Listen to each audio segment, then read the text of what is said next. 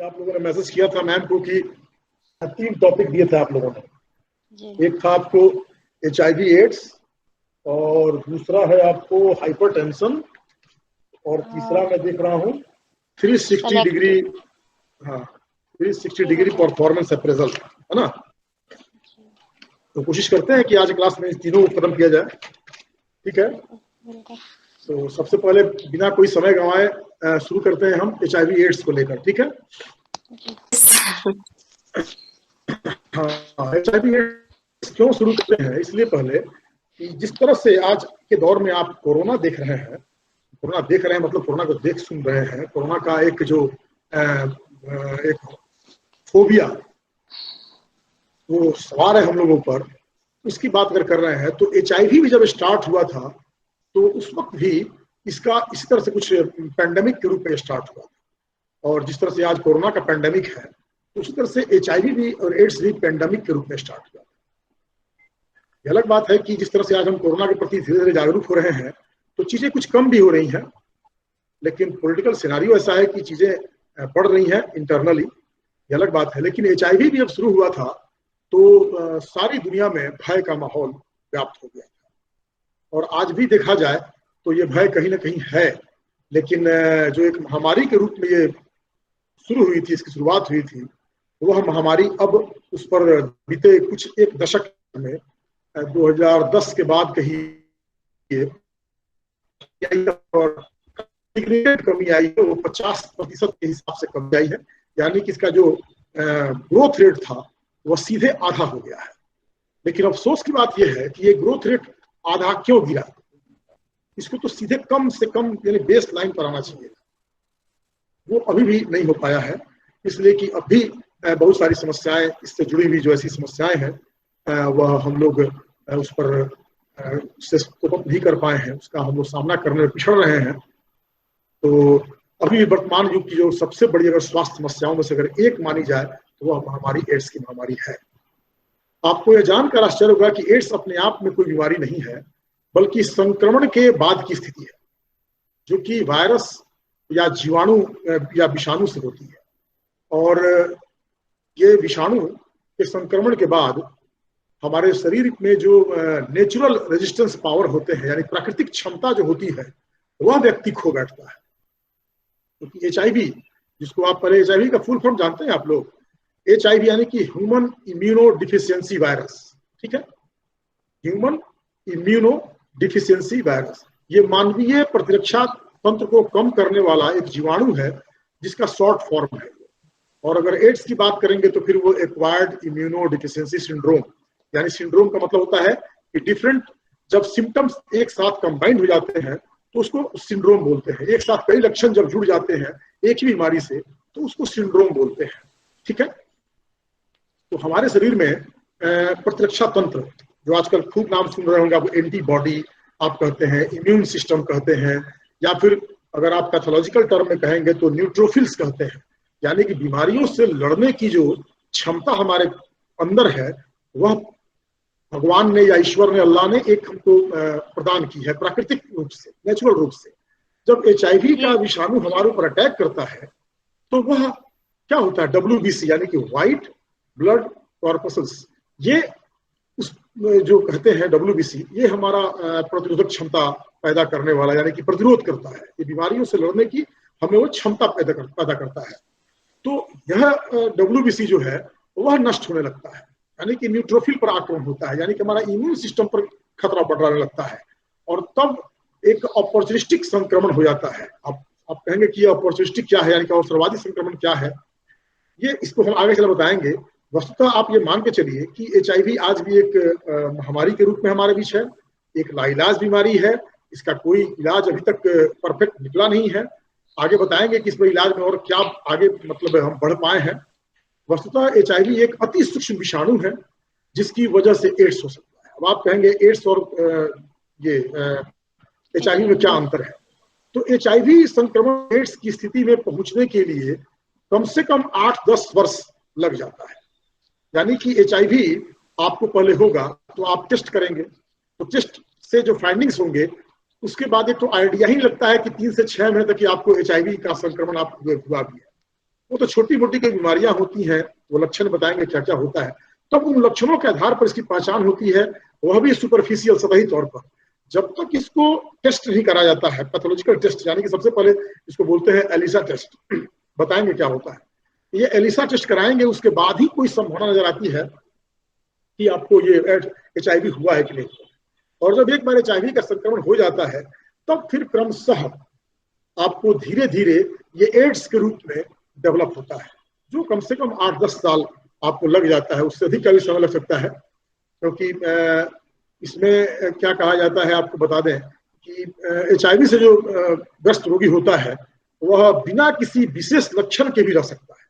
इसका कोई परमानेंट लक्षण आपको शुरू शुरू में नहीं दिखता है कि आप उसको आधार पर अपनी बात को कह सकते हैं कि अमुक आदमी HIV एड्स से ग्रसित है। लेकिन अब सवाल है कि प्रतिरोधक क्षमता ही आपकी कम हो जाएगी अगर, तो फिर उसके कारण क्या होगा, आपको सर्दी, खांसी, जुकाम, TB, कैंसर, कई रोग सहजता से होने लगते हैं और फिर उनका इलाज करना कठिन हो जाता है, यहाँ तक कि मरीज की मृत्यु हो जाती है। यही कारण है कि एड्स का परीक्षण महत्वपूर्ण है, ताकि निश्चित रूप से संक्रमण का पता लगाया जा सके कि सचमुच किसी रोगी को जो सर्दी जुकाम से ग्रसित है, या फिर उसको कोशिश हो गया है, या फिर कैंसर या कुछ ऐसी बीमारी हो गई है, तो उसको सचमुच HIV है या फिर कुछ और है। क्योंकि ये जरूरी नहीं है कि अगर किसी को HIV है तो उसको एड्स भी हो। जैसे कि बताएं आपको कि HIV है, लेकिन उसको डेवलप करने में 8-10 वर्ष तक लग सकता है, तो वह वायरस की वजह से एड्स होता है, ये आप जान लीजिए। अगर समय रहते वायरस का इलाज कर दिया जाए तो एड्स होने का खतरा कम हो जाता है। यानी कि HIV का जो वायरस है उसको हम लोग रोक सकते हैं, यानी कि उसकी जो तीव्रता है उसमें कमी लाई जा सकती है। समझ गए होंगे आप HIV क्या है और एड्स क्या है। HIV मान लीजिए, HIV से आप संक्रमित ह्यूमन डिफेंसिव वायरस है सर। हाँ, मतलब ह्यूमन इम्यून सिस्टम को ये डिस्टर्ब करता है। ह्यूमन आपके शरीर के अंदर जो प्रतिरोधक क्षमता है उसको ये खत्म करता है। यानी कि आप एक्सपोज हो जाते हैं किसी भी तरह की बीमारी के लिए।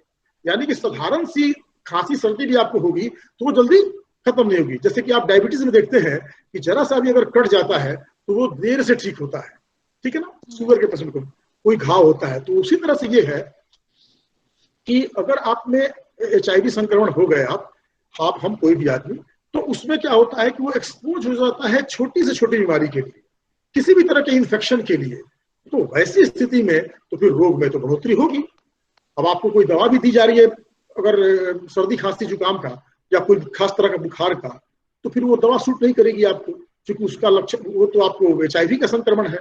यानी कि जो एंटीबॉडी आपने डेवलप कर सकता है, रोग से लड़ने की जो प्रतिरोधक क्षमता है जो आप में डेवलप की जा सकती है, जो आज के दौर में कोरोना भी की जा रही है ना, एंटीबॉडी डेवलप किया जा रहा है, राइट। तो कोरोना से लड़ने के लिए अपने आप में जिस तरह से हम एंटीबॉडी डेवलप कर रहे हैं, उसी तरह से कोरोना भी यही कर रहा है, हमारे इम्यून सिस्टम को डिस्टर्ब कर दे रहा है, खत्म कर दे रहा है, ठीक है। उसी तरह से HIV में आपको ये चीजें आ रही है कि HIV वायरस हमारा क्या कर रहा है, सीधे सीधे हमारे इम्यून सिस्टम को खत्म कर दे रहा है, और उसके बाद से हम expose to different kinds of disease हो जाते हैं। और एक बार ये डिजीज हो जाती है तो अमूमन लाइलाज हो जाती है। लेकिन अगर अर्ली स्टेज में ये एलिसा टेस्ट जो करते हैं, बताएंगे डिटेल्स में क्या होता है वो, तो वैसी स्थिति में फिर आपको HIV का संक्रमण कुछ हद तक उसको हम रोक सकते हैं। अगर इसके महामारी की जो बात मैं कर रहा हूँ, अगर भारतवर्ष में देखा जाए तो 2011 की रिपोर्ट है कि पिछले 10 वर्षों में भारत में HIV संक्रमण की संख्या में लगभग 50% गिरावट आई है। और अभी भी हमारे देश में लगभग करीब 25 से 30 लाख के बीच संख्या है आपको HIV से पीड़ित रोगियों की संख्या है। उसमें 5 से 8 लाख रोगी जो है एड्स से पीड़ित है। और अगर विश्व के स्तर पर देखा जाए तो 0.6 जो पॉपुलेशन है वह HIV से संक्रमित है, राइट। ये आपको हो गया इसका एक अलग तरह का न्यूमेरिकल जो नॉलेज है वो हो गया आपको, ठीक है। दूसरी बात हम करेंगे कि अब जान लिए कि आपको HIV और एड्स क्या है, तो फिर HIV के सिम्टम्स क्या हो सकते हैं, ठीक है, इसके लक्षण क्या हो सकते हैं। तो जैसा कि कुछ बताए हुए हैं आपको, फिर इसमें एक नई बात 1988 से शायद इसका ना मतलब ज्यादा हाँ, ये सबसे पहले आपको अफ्रीका में डेवलप हुआ था, अफ्रीकन कंट्री में इसकी शुरुआत की गई थी, ठीक है ना। तो इसकी शुरुआत में मानी गई थी और इनफैक्ट वहां से इसकी शुरुआत भी हुई थी। लेकिन हमारे यहाँ 1992-93 के बाद से इसका ये हुआ था, प्रसार शुरू हुआ था। इनफैक्ट आपको फिर बता दें कि जब तक आप टेस्ट नहीं करेंगे तब तक ये समझ में कैसे आएगा ये कब से शुरू हुआ था। लेकिन ये जरूर है कि ये अफ्रीका से स्टार्ट हुआ, ठीक है ना।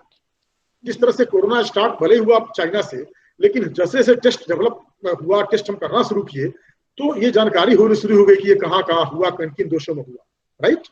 आज हम लोग ये जान पा रहे हैं कि कोरोना का केसेस कितना है, तो कभी 70,000 आ रहा है पूरे भारतवर्ष में, कभी 50,000 आ रहा है, आज 36,000 आया कल। तो हमारा टेस्ट का नंबर कितना हम कर पा रहे हैं ये डिपेंड करता है, ठीक है ना। उसमें रैपिड एंटीजन टेस्ट कर रहे हैं, अगर जिसको रैपिड, 2 तरह के टेस्ट हो रहे हैं ना, तो रैपिड टेस्ट कर रहे हैं, ये सब उसके रिकॉर्ड आ रहे हैं। रैपिड टेस्ट के रिकॉर्ड उतने ज्यादा विश्वसनीय नहीं होते, ठीक है ना। तो लेकिन एड्स के केसेस में एलिशा टेस्ट किया जाता है, और एलिशा टेस्ट आज के दौर में तो खैर आप जब भी कभी अगर जाते हैं किसी बीमारी का इलाज कराने के लिए, और उसमें अगर खून जांच करने की बात आती है, और कोई ऐसी बीमारी जो शुरू में नहीं पकड़ में आ रही है, नहीं समझ में आ रही है, तो उसमें HIV का टेस्ट कराया जाता है, ठीक है। तो अब इसमें एड्स के लक्षण की बात करते हैं। तो HIV से संक्रमित लोगों में लंबे समय तक देखा जाए तो कोई लक्षण नहीं मिलता है, जैसा कि बताया आपको। और यह भी देखा गया है कि 3 से 6 महीने या इससे अधिक समय तक HIV का कोई ऐसा लक्षण नहीं दिखने के कारण वो मेडिकल टेस्ट भी कराने पर सामने नहीं आता है।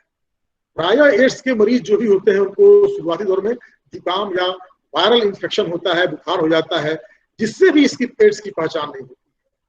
और एड्स की निश्चित रूप से पहचान के लिए केवल और केवल एलिसा टेस्ट ही है जिससे इसकी पहचान की जा सकती है। अगर इसके लक्षणों की बात अगर करें सामान्य तौर पर, तो अगर लगातार बुखार हो रहा है आपको, या गले में खराश आ रहा है, सूखी खांसी है, सर्दी जुकाम है, शरीर पर कई तरह के अगर लाल रेडिश दाग अगर आपके हैं, चकत्ते हैं, या फिर आपको अचानक से लगता है कि आप काफी कमजोर होते जा रहे हैं, या आप थकान का प्राय अनुभव करते हैं, आपके जोड़ों एवं मांसपेशियों में दर्द है, सिर दर्द, चक्कर आते हैं, वजन आपका लगातार घट रहा है, हाँ वजन आपका लगातार घटता है, आप दिखने में कमजोर दिख रहे हैं, आप कोई छोटा मोटा काम भी करते हैं तो पसीना आता है, यहाँ तक कि ठंडा के दिनों में भी आपको रात्रि में पसीना आता है, या फिर आपको बराबर कोई स्किन इन्फेक्शन होता रहता है जो जल्दी ठीक नहीं होता है, या फिर बहुत केसेस में तो नहीं, लेकिन कुछ केसेस में देखा गया कि आपका हाँ यादाश्त भी कमजोर हो जाती है। तो उस तरह की स्थिति में ऐसा महसूस किया जाता है कि भाई क्यों, क्या इसको इतने ज्यादा सिम्टम्स दिख रहे हैं,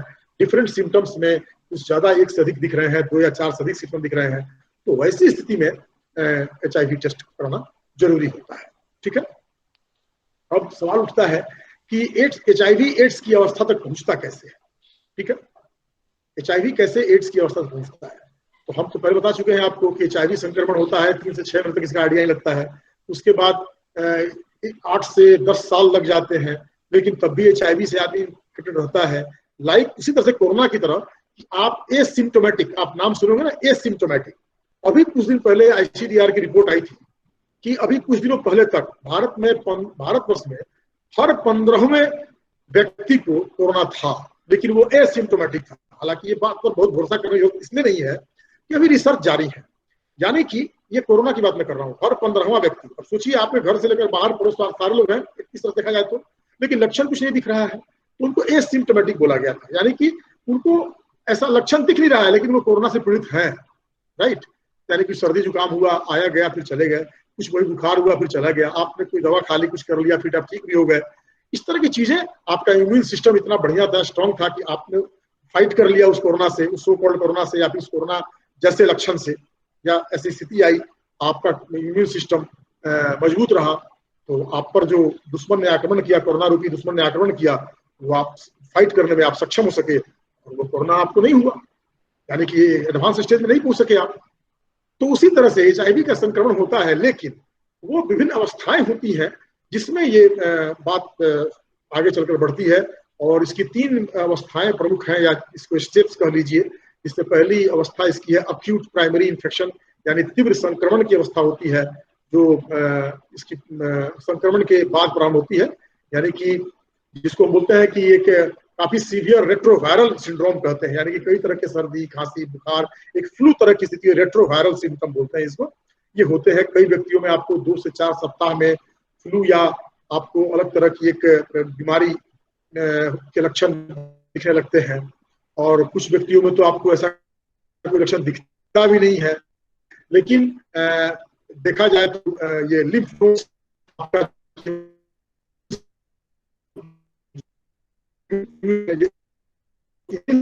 उसमें इन्फेक्शन हो जाते हैं और फिर गले में सूजन हो जाता है, चकत्ते, सिरदर्द या मुंह में, और आपको प्राइवेट पार्ट्स पर घाव वगैरह हो जाते हैं।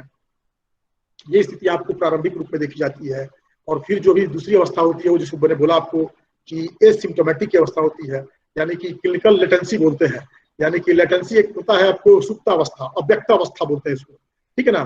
क्लिनिकल लेटेंसी यानी कि एक अव्यक्त अवस्था, यानी कि एसिम्प्टोमेटिक की अवस्था होती है, जिसकी भी अवधि काफी बड़ी हो सकती है, यानी कि 3 साल से 20 साल तक रह सकती है। और इस चरण के अंत में कई लोगों को मतलब बुखार होता है, या वजन घटता है, या फिर गैस्ट्रोइंटेस्टाइनल में आपको प्रॉब्लम आते हैं, गैस्ट्रिक इश्यूज आते हैं, या फिर मस्कुलर इश्यूज आते हैं, मांसपेशियों में दर्द होता है, वायरस सक्रिय होता है, और फिर न्यू सेलुलर सिस्टम डेवलप होता है और हमारे जो सेल्स होते हैं उसको डिस्ट्रॉय करता है।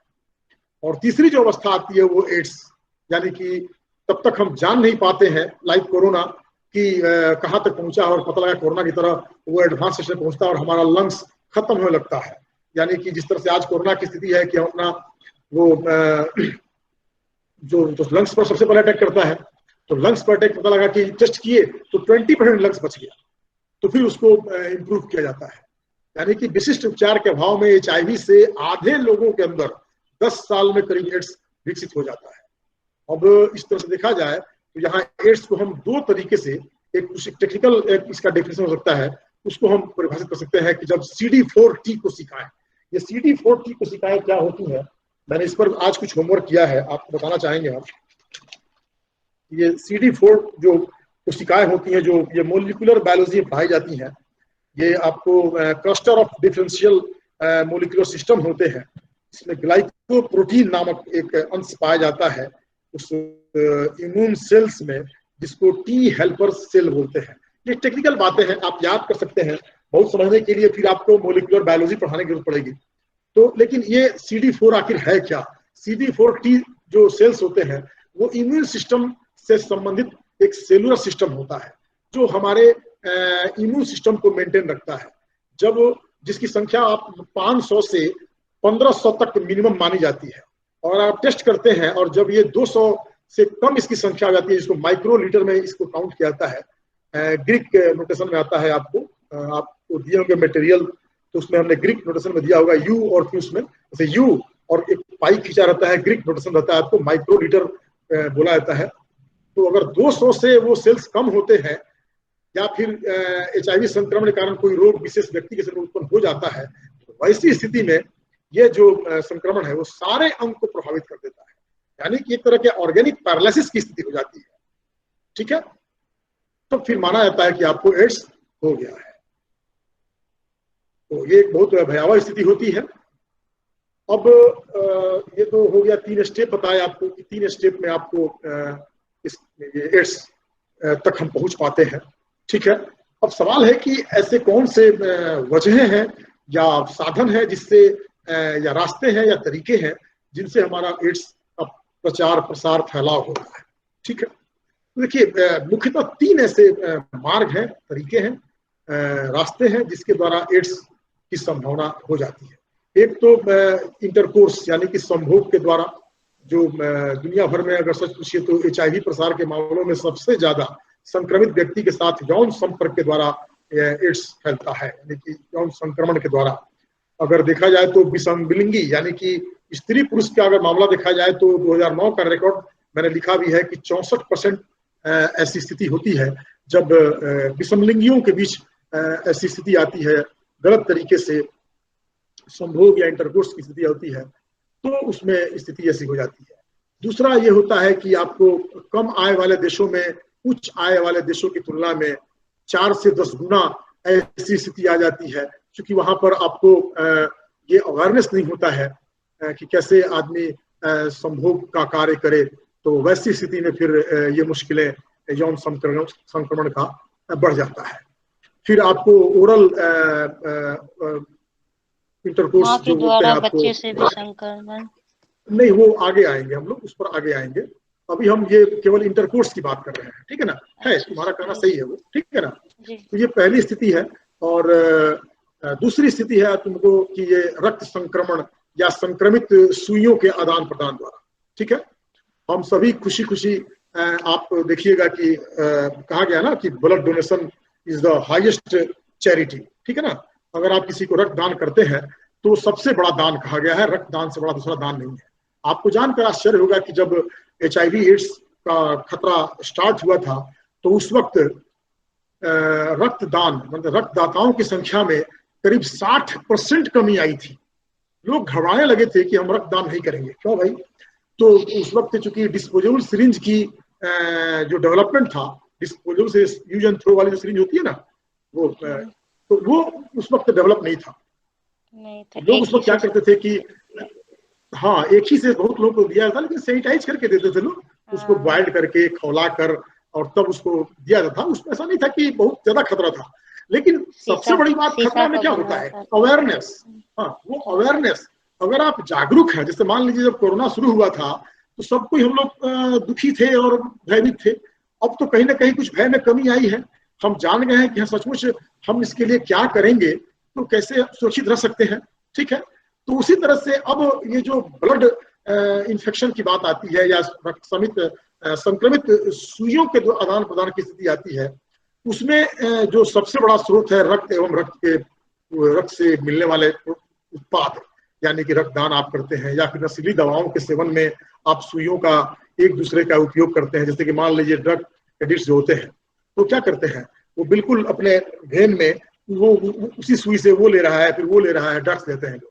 तो उसको अगर मान लो कोई इन्फेक्शन है तो उसको भी होगा ना, दूसरे को भी होगा ना।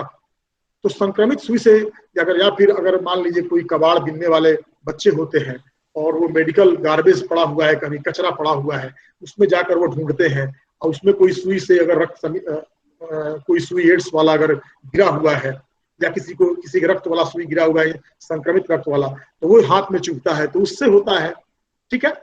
संक्रमित रक्त का आदान प्रदान करने से, दवा के इंजेक्शन को शेयर करने से, इस तरह से चीजें संक्रमण की संभावना बढ़ती है। उसके बाद इस संक्रमण, चूंकि सुई की बात करते हैं तो ऐसा भी देखने में आया, हालांकि इस पर रिसर्च अभी होना बाकी है और रिसर्च चल रहा है, कि जनरली लोग टैटू बनवाते हैं जो, या फिर खुरच गया है ना, जैसे सैलून में गए आप तो सैलून में तो नेचुरली आप दाढ़ी बनवाते हैं। हाँ, सेविंग क्रम में तो दाढ़ी बनवाने क्रम में क्या हुआ, अगर उसी ब्लेड से किसी और को बनाया गया और किसी को ऑलरेडी इन्फेक्शन है HIV का और उसी ब्लेड से बनाया गया जिसमें रक्त का संक्रमण है, वो संक्रमित रक्त का अंश है, तो फिर दूसरों को भी होगा, ठीक है ना। लेकिन टैटू बनवाने और खुरचने वाले इश्यूज में अभी तक सैद्धांतिक रूप से देखा जाए तो संक्रमण खतरा है, लेकिन अभी तक ये मामले पुष्ट नहीं हुए हैं, ठीक है। लेकिन ये तय है कि मच्छर या कीड़ा मकोड़ा काटने से आपको HIV नहीं होता है। अगर किसी HIV पुरुष का अगर मच्छर काट लिया उसको और फिर आपको काट लिया, तो ऐसा नहीं है कि उसके कारण से आपको कोई ये हो जाएगा, ठीक है ना।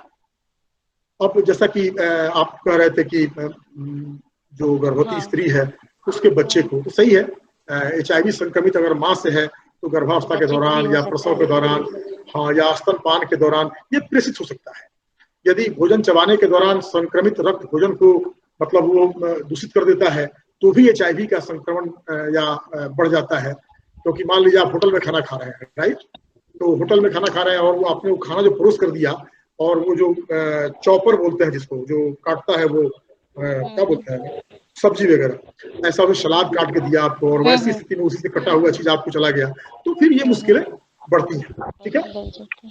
तो ये 3 ऐसे चीजें हैं जिसके कारण आपको HIV का क्या होता है, प्रसार होता है, ठीक है। अब हम इसका ये देखते हैं कि चूंकि भाई HIV किसी को अगर हो ही गया दुर्भाग्यपूर्ण तरीके से, तो फिर ऐसे कौन से कारक हैं, साइकोलॉजिकल फैक्टर्स हैं तो HIV को प्रोड्यूस करते हैं, HIV के कारण या HIV को बढ़ाने में भूमिका निभाते हैं। ध्यान रखिएगा, हम लोग साइकोलॉजिकल फैक्टर की बात कर रहे हैं, ठीक है, साइकोलॉजिकल फैक्टर। तो एक बात तो समझ लीजिए कि अगर मान लीजिए कहा गया है, ये सुनकर समझने की भी जरूरत है कि अगर आप अपने जीवन साथी से या किसी एक पार्टनर के साथ अपना जीवन बिताते हैं तो निश्चित रूप से यानी कि वफादारी रखते हैं, विशेषकर यौन क्रिया के संदर्भ में, तो आपको एक ये शारीरिक संक्रमण नहीं होगा, यानी कि इस तरह, यानी कि HIV एड्स का शिकार आप नहीं होंगे। यानी कि माना जाए कि अब चूंकि सेक्सुअल इंटरकोर्स तो एक नेचुरल सी चीज है, ये शारीरिक आवश्यकता की चीज है, लेकिन अगर जिम्मेदार जीवन साथी अगर आपके पास है तो वैसी स्थिति में HIV कभी नहीं होगा। अगर जिम्मेदार जीवन साथी लाइफ पार्टनर नहीं है तो फिर वो पुरुष हो या स्त्री हो, किसी अन्य व्यक्ति से यौन संबंध स्थापित करेगा तो फिर वो तो शारीरिक संक्रमण तो जाने जाने होगा ही होगा, तो वो HIV और एड्स होगा, स्वाभाविक है। तो इसलिए वफादारी बहुत जरूरी है अपने जीवन में, अपने लाइफ पार्टनर के साथ। ये एक बहुत जरूरी चीज है। मैं समझता हूँ कि सबसे बड़ी चीज यही है, आप मोरली बाउंडेड रहिए अपने जीवन साथी के साथ। ये आध्यात्मिक रूप से भी, सामाजिक रूप से भी, और हमारे धर्म ग्रंथों में, चाहे वो जिस कास्ट कम्युनिटी का धर्म हो, रिलीजन का धर्म हो, इसमें तमाम बातें रहती हैं। ठीक है, भेदभाव नहीं करनी चाहिए वैसे इसमें पेशेंट के साथ। नहीं, हाँ, ये सब आएंगी बातें। वो साइकोलॉजिकल इम्पैक्ट होता है जो तुम कह रही हो बेटा, वो साइकोलॉजिकल इम्पैक्ट है। हम अभी साइकोलॉजिकल फैक्टर्स की बात कर रहे हैं, जिसके वजह से कुछ ऐसे व्यक्ति होते हैं जो प्रोन हो जाते हैं, यानी कि उधर उनकी प्रवृत्ति हो जाती है, चलो मेरी बीवी या मेरा पति मेरे साथ नहीं है, या फिर मैं इस भाव का कहीं भी जा, आवाज कट रही है, आवाज नहीं मिल पा रही है सर, आवाज कट कट के आ रही है। अच्छा, मैं देखता हूँ, अभी क्या पोजीशन है? अभी आवाज आ रही है? हाँ सर, सही है। Yes sir. हाँ, चलिए ठीक है। तो वैसी स्थिति में जो आपका लाइफ पार्टनर है, यानी कि जीवन साथी है, एक तो क्या है कि अपने को बहुत नियंत्रण में रखना चाहिए, जिसके लिए हर वक्त आदमी कहता है कि अपने विचार, संस्कार, अपनी संस्कृति, इस परिप्रेक्ष्य में अपना जीवन जीना चाहिए। ठीक है, ताकि इस तरह की स्थिति न आए, इस तरह की नौबत ही क्यों आए। ठीक है ना। दूसरी बात, अगर ऐसी ही कोई स्थिति है, आप अकेले हैं, हताश हैं, निराश हैं, तो या फिर आपका कोई लक्ष्य निर्धारित किए हुए हैं, उसको आप प्राप्त नहीं कर पा रहे हैं, तो इमोशनली आप वीक हो जाते हैं। तो जिसकी प्राप्ति के लिए भी आप गलत जगहों पर जाते हैं, जिसको रेड लाइट एरिया बोलते हैं, और फिर वहां जाकर आप असुरक्षित यौन संबंध का सहारा लेते हैं, जिससे भी आपको HIV एड्स होने की संभावना होती है। या फिर आप देखते होंगे प्रायः जो NSS या NCC से जुड़े हुए अगर बच्चे होंगे, तो हमारे देश में भी ऐसा माना गया है कि NSS का बहुत बड़ा रोल रहा है। ये जो 50 से 70% की गिरावट आई है HIV की ग्रोथ रेट में, वो NSS वॉलंटियर्स के कारण आई है। उस पर बाद में बात करेंगे। अब मान लीजिए जैसे ड्राइवर, हाँ आप लोग हैं, तो क्योंकि अवेयरनेस, मैं लगातार 3 टर्म NSS प्रोग्राम ऑफिसर रहा साहेबगंज में, और हम लोगों ने बहुत बड़ा काम किया। मैं अपने मुंह से इस बात को कहकर और गौरवान्वित महसूस कर रहा हूँ। रेड रिबन क्लब NSS में एक एड्स को लेकर, एड्स से जुड़ा हुआ एक क्लब था, रेड रिबन क्लब। जी, उसका आदि मेंबर, मैं भी मेंबर हूँ। हाँ, तो उसमें गांव गांव में जाकर हम लोग पोस्टर बनाते थे, अपने हाथ से लिखते थे, और पेंटिंग करके, और इसको बकायदा कई दूर दराज इलाकों में जाकर और प्रचार प्रसार करते थे। आपको बस स्टैंड जाते थे, ट्रक ड्राइवर्स को देते थे, जिसकी चर्चा मैं करने जा रहा हूँ कि लंबे समय तक घर से दूर रहना। तो लंबे समय तक घर से दूर रहने की बाध्यता क्यों होती है? आप उस पेशे में है, व्यवसायिक बाध्यता है, या फिर ऐसा कोई काम करते हैं, या ऐसी कोई मुश्किल है जिससे आपको अपने जीवन साथी से दूर रहना पड़ता है, या फिर आप अपने घर परिवार दूर हैं, तो आप इमोशनली तो वीक हो जाते हैं ना। ड्राइवर हो, व्यापारी हो, इस तरह तो अपने यौन इच्छा की पूर्ति के लिए क्या करते हैं? आप सेक्स वर्कर के पास जाते हैं। तो सेक्स वर्कर जाना जितनी बुरी बात नहीं है, उतनी बुरी बात यह है कि आप उन तमाम सुरक्षाओं का इस्तेमाल नहीं करते हैं, तो फिर बुरी चीज है। तो मैं 1 मिनट, हेलो, जरा मैं आपको रोक रहा हूँ यहाँ पर।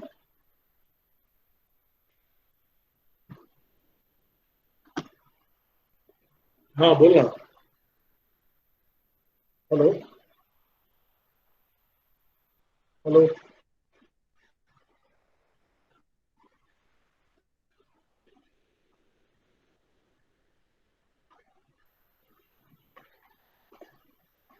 हाँ, हेलो।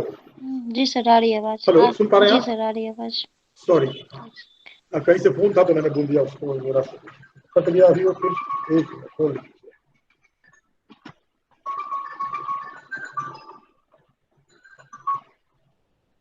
हाँ, हेलो, हाँ, तो एक काम करते हैं ना, आधे घंटे बाद बात करते हैं ना, तुम देख लो, ठीक है ना? अभी क्लास में रहा।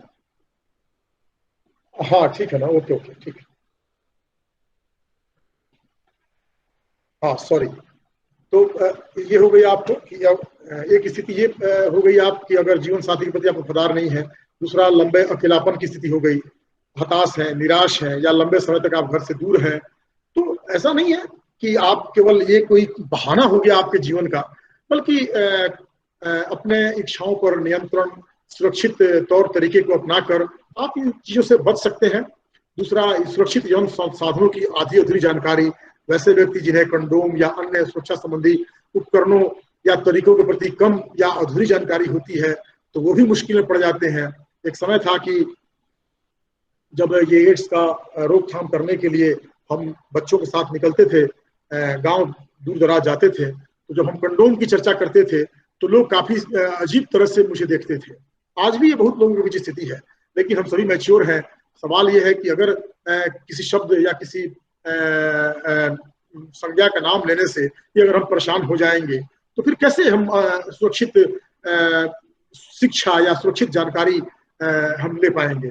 ये एक मुश्किल चीजें होती हैं। इसलिए किसी भी तरीके से अगर इस तरह की स्थिति आती है, तो आप निश्चित रूप से किसी भी तरह का यौन क्रिया करते हैं, या फिर आप यौन क्रिया को मनोरंजन का साधन मत मानिए।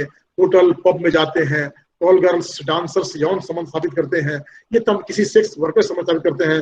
अगर आपको मजबूरी ही है तो आप निश्चित रूप से, एक तो मजबूरी बनाए नहीं आप, सबसे पहली बात ये।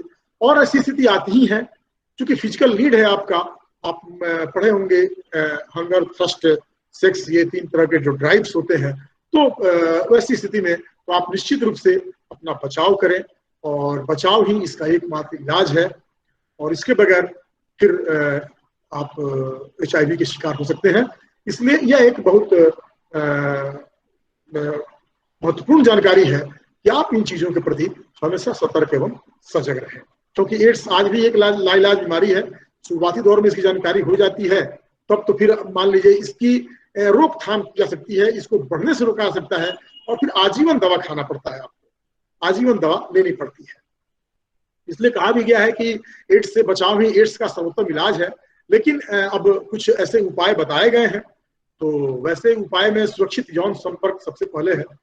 और सच पूछिए तो अपने जीवन साथी से वफादारी ही एड्स का बचाव का प्रमुख साधन है। इससे अलग यदि आप यौन संपर्क की जरूरत है, तो किसी भी स्थिति में कंडोम का प्रयोग करने से असंक्रमित व्यक्ति को HIV संक्रमण होने की संभावना प्रति वर्ष ऐसा माना गया है कि 1% से भी कम हो जाती है। और दूसरा है कि आप अगर एक ही व्यक्ति से यौन संपर्क रखते हैं तो ज्यादा बेहतर है। उसके बाद यदि आप HIV एड्स संक्रमित हैं, तो अपने जीवन साथी या वैसे किसी भी व्यक्ति जिनसे आप यौन संपर्क बनाने के इच्छुक हैं, तो इस बात का खुलासा करें। बात को आप छुपाए जाने की स्थिति में या यौन संबंध जारी रखने की स्थिति में आपका साथी भी, लाइफ पार्टनर भी संक्रमित हो सकता है, और फिर आपके संतान पर इसका प्रभाव पड़ सकता है। और तीसरी बात कि यदि आप HIV संक्रमित हैं, तो आप कभी ब्लड डोनेशन मत करें। फिर आप ब्लड आप किसी से रिसीव भी कर रहे हैं, तो उसका आप टेस्ट करवा लीजिए, तभी आप किसी का HIV टेस्ट करवाने के बाद ही किसी का आप ब्लड लीजिए। और यदि आपको HIV संक्रमण होने का संदेह है, तो तुरंत अपना HIV परीक्षण भी करवाइए, क्योंकि इसमें यह भी देखा जाता है कि प्रायः HIV के जो कीटाणु संक्रमण होने के 3 से 6 महीने के बाद भी, बताएं आपको कि HIV परीक्षण द्वारा पता नहीं लगाया सकता है। अतः तीसरा और छठा महीना के बाद निश्चित रूप से अगर ऐसी कोई बात है, तो आप HIV परीक्षण अवश्य कराएं। उसके बाद जैसा कि सारे केसेस में है, कोरोना में है और HIV में है, आप देखेंगे जागरूक बनने से होगा। अब जैसे मैंने कहा सेविंग्स की बात, सैलून में आप जाते हैं या ऐसे जगहों पर जाते हैं, तो ब्लेड, कैंची, साफ सफाई का ध्यान रखें। इंजेक्शन लेते समय, कभी भी आप इंजेक्शन लेते हैं तो उसका सील अपने सामने खुलवाइए। अगर यूज एंड थ्रो वाला ही है, डिस्पोजेबल सिरिंज है, तो सामने फटना चाहिए उसका सील। यह भी ध्यान रखें। नए इंजेक्शन का इस्तेमाल करें। रक्तदान एवं ग्रहण के समय सावधानी बरतें।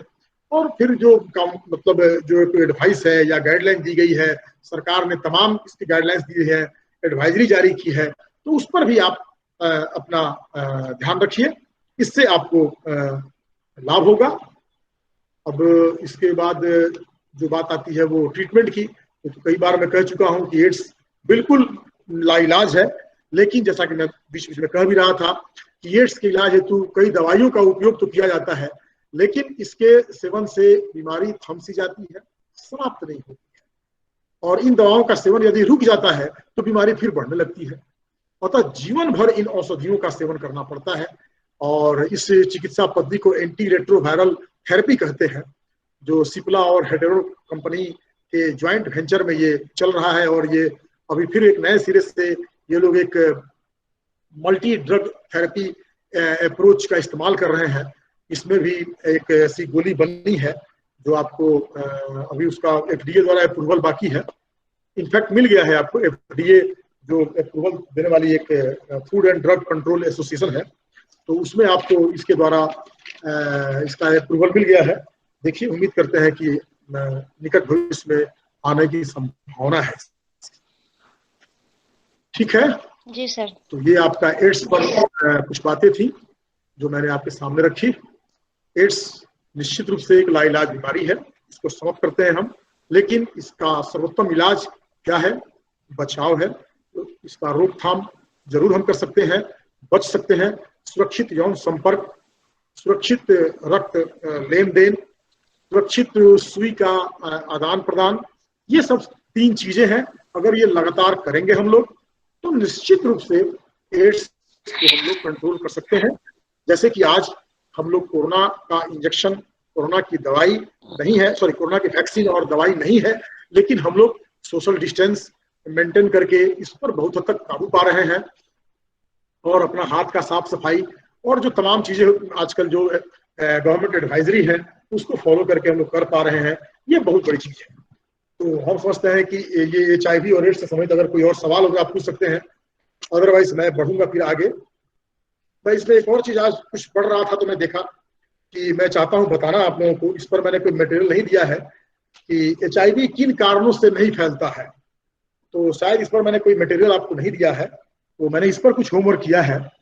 तो जैसे HIV या एड्स संक्रमित व्यक्ति से हाथ मिलाने से नहीं फैलता है, लेकिन हाथ मिलाने से क्या फैल सकता है? बताइए जरा हमें, क्या फैल सकता है? हाथ मिलाने से आज की तारीख में कोरोना हो सकता है, कोरोना हो सकता है।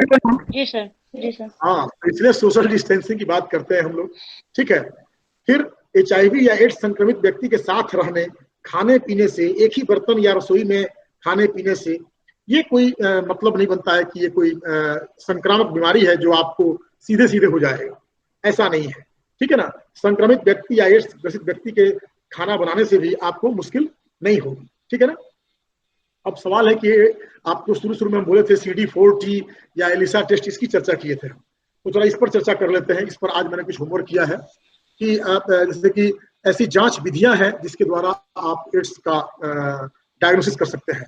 इसमें CD4 काउंट होता है। CD4 काउंट के बारे में बताया था आपको कि एक मॉलिक्यूलर बायोलॉजी का टर्मिनोलॉजी है। जांच के दौरान यह जानकारी की जाती है कि सामान्य व्यक्ति में पाई जाने वाली CD4 कोशिका की संख्या जो 500 से 1500 माइक्रोलीटर होती है, वह है उतनी या नहीं है। अगर वो 200 माइक्रोलीटर से कम हो जाती है तो वह व्यक्ति HIV या एड्स से संक्रमित माना जाता है।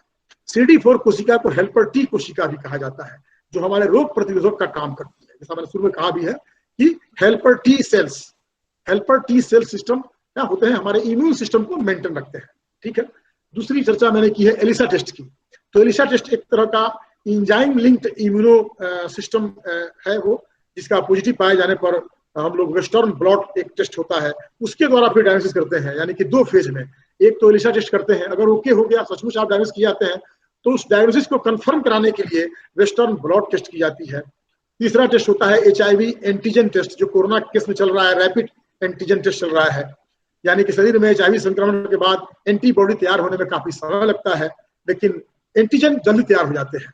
तो वैसी स्थिति में HIV एंटीजन परीक्षण के साथ HIV के संक्रमण होने के कुछ ही दिनों के बाद इसकी पहचान की जा सकती है। ठीक है। और हमारे देश में तो स्वाभाविक रूप से आम जनता चूंकि अभी भी एड्स के विषय में बहुत जानकारी नहीं रख पाती है, जिसके कारण भी एड्स का प्रसार फैल रहा है। साथ में समाज में इसके बारे में बातचीत करना ही बड़ा कलंकित स्टिग्मा समझा जाता है। साथ में हमारे एजुकेशन में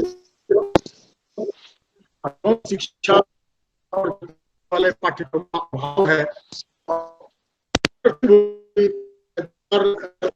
7-8 के आसपास, मुझे याद है 6-7 के आसपास मैंने इस पर 2 शिविर लगाया था, और मुजफ्फरपुर से ही कई डॉक्टर्स बुलाए थे साहेबगंज में। मैं साहेबगंज में था उस वक्त NSS प्रोग्राम ऑफिसर के रूप में, और वहां पर अवेयरनेस कैंपेन चलाया था मैंने, और फिर एक पंपलेट्स बांटे थे और कंडोम बांटे थे हम लोगों ने, हम बच्चों के साथ। और विशेषकर मैंने अपने ऑनर्स के जो बच्चे मेरे साथ थे, लड़के लड़कियां जो वॉलंटियर्स थे, उनके द्वारा मैंने जानबूझकर बंटवाया था, ताकि उनमें जो एक झिझक है, उसके प्रति जानकारी है, उसका संचार हो, ताकि वो समझ सके कि आखिर एड्स है क्या।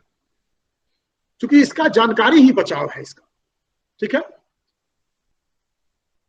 तो मैं समझता हूं कि इसके अलावा अगर कुछ और आपको जानकारी करनी हो तो बताइए। अब तुम जैसा बता रही थी साइकोलॉजिकल इम्पैक्ट की बात, तो स्वाभाविक है एड्स का तो जब भी एड्स अगर किसी को हो जाता है। अच्छा, एक चीज और मैं भूल रहा था, कई धार्मिक संगठन भी हैं जो गर्भ निरोधक गोलियों का प्रयोग अनुचित बताते हैं, तो ये भी गलत है। अगर आपको मान लीजिए 2 बच्चों के बीच गैप रखना है, या फिर आपको बच्चे अभी नहीं चाहिए, तो स्वाभाविक है आप गर्भ निरोधक गोलियों का इस्तेमाल कर सकते हैं, कंडोम का इस्तेमाल कर सकते हैं। ये सब ऐसी चीजें हैं जिनके द्वारा आप अपने को अपना बचाव कर सकते हैं। या फिर आपको लगता है कि ऐसे फिजिकल नीड आपको महसूस हो रही है, तो आप कंडोम का इस्तेमाल कर सकते हैं। तो ये कई ऐसे धर्म हैं, 2-3 ऐसे धर्म हैं जो इसका विरोध करते हैं। तो यह भी दकियानुसी ठीक नहीं है, क्योंकि पहले स्वास्थ्य है, पहले आप हेल्दी माइंड में रहिएगा, तब ना कोई रिलीजन का काम कर पाइएगा।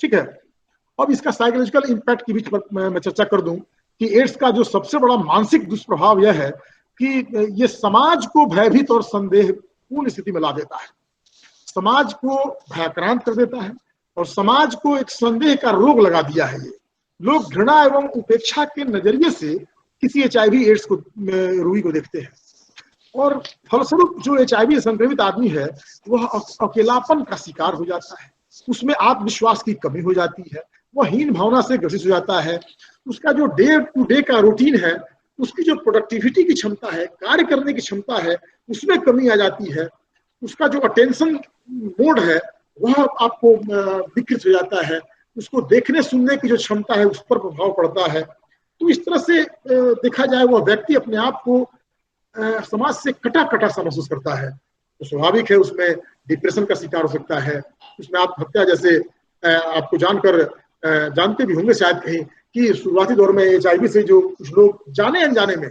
जो मान लीजिए गलत तरीके से भी नहीं जान रहे हैं, अनजाने में अगर HIV संक्रमित हो जाते थे, तो कई लोग उसमें सुसाइड कर लिए हैं कि समाज क्या कहेगा, लोग क्या कहेंगे। हाँ बोलो। नहीं सर, वही बोले, मेंटली भी इसका बहुत ज्यादा इस पे इफेक्ट पड़ता है। वही जैसे मेंटली स्ट्रांग होना बहुत जरूरी है। अब बीमारी क्या है, जैसे मान लीजिए इसमें सुई से भी तो हो सकता है ना, तो इन्फेक्टेड सुई से आपने क्या किया, कोई इंजेक्शन ले लिया और आपको या किसी को हो गया, तब तो समाज कहेगा वो गलत काम किया है, तभी ऐसे हुआ। वो तो सुई पर ध्यान नहीं जाएगा उसका, कह रहे इससे तो ब्लड ट्रांसफ्यूजन से समस्या हुआ है, तो आप निश्चित रूप से ऐसा हताश हो जाएंगे। वरना तो कोरोना से भी हो सकता है ना, हम जैसे कि अभी सर ये जी सर, बहुत सारे ऐसे केस देखने को मिला था कि जिस नया में जब कोरोना आया था तो बहुत सारे लोग में एंजाइटी, मतलब बहुत सारे ऐसे OCD के लक्षण, मतलब बहुत ज्यादा बहुत लोग थे जो मेंटली बहुत ज्यादा परेशान हो गए थे स्टार्टिंग में। अब है कि जैसे जैसे लोग को पता चला कि नहीं अब नॉर्मल है, इससे कोई खतरा उतना नहीं है, अपने आप को बचाया जा सकता है, तो अब कहीं ना कहीं वो चीज माइंड से काफी ये चीज हुआ है। हाँ, नहीं आदमी यूज्ड टू, आदमी अभ्यस्त होता है जी। आदमी अभी तक वैक्सीन नहीं बना है, और हमें बचाव करना से HIV से, लेकिन आदमी अब अपना रूटीन लाइफ कब तक हेल्ड अप करके रखेगा, ठीक है ना। तो ये तो मुश्किल स्थिति है। तो वैसी स्थिति में आपको बचाव करते हुए एक आपको एंजाइटी पर नियंत्रण रखते हुए आपको आगे बढ़ना है, और क्या। ठीक है, और कोई सवाल इससे है तो बताइए, नहीं तो फिर मैं बढ़ूंगा आगे, जिसको आजकल कहते हैं HTN, यानी कि हाइपरटेंशन, यानी कि उच्च रक्तचाप जिसको बोलते हैं हम लोग। ठीक है, हाई ब्लड प्रेशर। ठीक है, और इस पर आ रहे हैं अभी सवाल है क्या एड्स से रिलेटेड? ठीक है, नो सर। ठीक है, तो बढ़ते हैं। अब आते हैं आप पर और हम पर, यानी कि ये जो हाई BP की संभावना है, ये एक ऐसी बीमारी है जो आपको हमको होने की ज्यादा संभावना है। अब आप कहिएगा सर मुझे क्यों, यानी कि हम लोग का तो उम्र बहुत कम है, तो ये बात अब उम्र देखकर बीमारियां नहीं आ रही है। ठीक है, उम्र देखकर कोई बीमारी आजकल अब नहीं आ रही है, अब किसी को भी बीमारी कभी भी कुछ भी हो सकती है। अब बीमारी आ रही है आपके डिजॉर्डर्ड, यानी कि खराब जीवन शैली यानी कि आपका लाइफ स्टाइल कैसा है, आप कैसे जीते हैं, क्या खाते हैं, क्या पीते हैं, कैसे उठते हैं, कब सोते हैं, कैसे बैठते हैं, क्या कब चलते हैं, कितना चलते हैं, ठीक है ना। इससे जुड़ी हुई बीमारियों की चर्चा हो रही है। और उन बीमारियों में आपको ये बीमारी हाइपरटेंशन की है, HTN यानी कि हाई ब्लड प्रेशर की है, ठीक है। ये हमारे बॉडी में जो आर्टरी धमनियां होती हैं, तो ये धमनियों में जो ब्लड प्रेशर होता है उससे जुड़ी बीमारी है। सच पूछिए ये बहुत पुरानी बीमारी है, ये बहुत पुरानी चिकित्सीय स्थिति है हम लोगों की, जिसमें धमनियों में एकाएक दबाव बढ़ जाता है।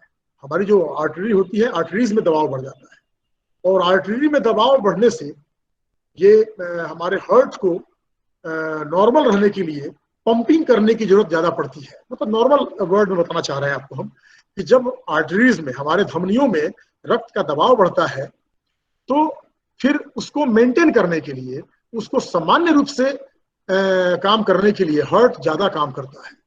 तो इनफैक्ट हम लोग हार्ट ब्लड प्रेशर की जब माप करते हैं तो दो तरह की माप होती है ब्लड प्रेशर में, एक सिस्टोलिक और दूसरा डायस्टोलिक।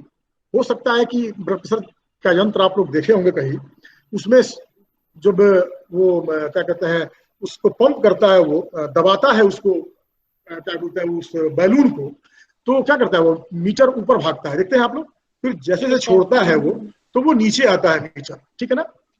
तो इस तरह से देखा जाए तो रक्तचाप में दो माप शामिल होते हैं, एक सिस्टोलिक और दूसरा डायस्टोलिक, जो इस बात पर निर्भर करती है कि हृदय की मांसपेशियों में संकुचन यानी सिस्टोलिक फंक्शन कितना हो रहा है, और धड़कनों के बीच की जो रिलीज है, दो धड़कन जो धड़कन है ना, हमारे धड़क रहा है, ठीक है ना।